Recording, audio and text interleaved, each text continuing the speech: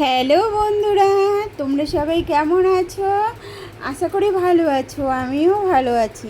আর দেখো আমি একটু কোথায় বেরিয়েছি, কোথায় একটু যাচ্ছি, একটু দরকার আছে খুব, বুঝেছো?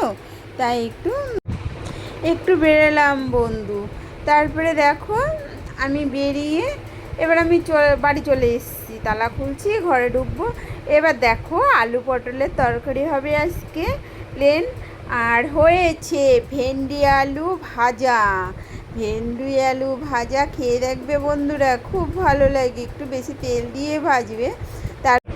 তারপরে দেখো পটলের তরকারি হচ্ছে আমার, নিরামিষ পটলের তরকারি। ভেন্ডি আলুটা একটু নেড়ে দিলাম।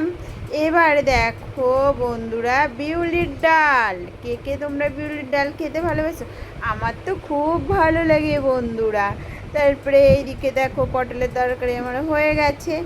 এবার হয়েছে বিউলির ডালে আদা ফোড়ন, জিরে, শুকনো লঙ্কা দিয়েছি।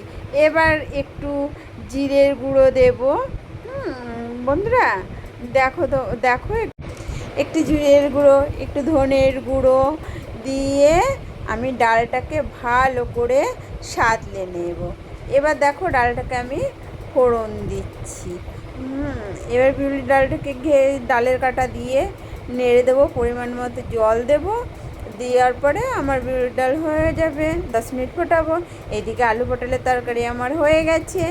ভেন্ডি আলু ভাজা হয়ে গেছে বন্ধুরা, ভেন্ডি আলু ভাজাও হয়ে গেছে। এইদিকে করব সজনে ডাঁটা আলু চচ্চড়ি, একটু সর্ষে লঙ্কা বাটা দিয়ে।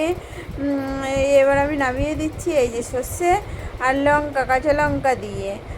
বুঝেছো বন্ধুরা? সজনের ডাঁটাগুলো দেখো। তারপরে দেখো আমি এবার রান্নাবান্না করে আবার একটু দরকারে বেরোচ্ছি। রান্নাবান্না করে আবার একটু দরকারে বেরোচ্ছি। আজকে আমার এতটা কাজ পড়ে গেছে বন্ধুরা, তোমাদের কি বলবো। যাচ্ছি হয়েছে ব্যাংকে, কারণ কি আমার ব্যাংকের সেটা এটিএমটা না কি হয়ে গেছে, এবার ওটার জন্য দরখাস্ত করতে আমি যাচ্ছি। তবে বন্ধুরা ফিরেও চলে এসেছি। এবার ফিরে এসেছি। এসে দেখো এবার আমি ঘরে ঢুকবো। ঢুকে আমি আবার রান্না করেছি ট্যাংরা মাছ দিয়ে আলু ডাঁটা দিয়ে ঝোল, পাতলা ঝোল করেছি বন্ধুরা।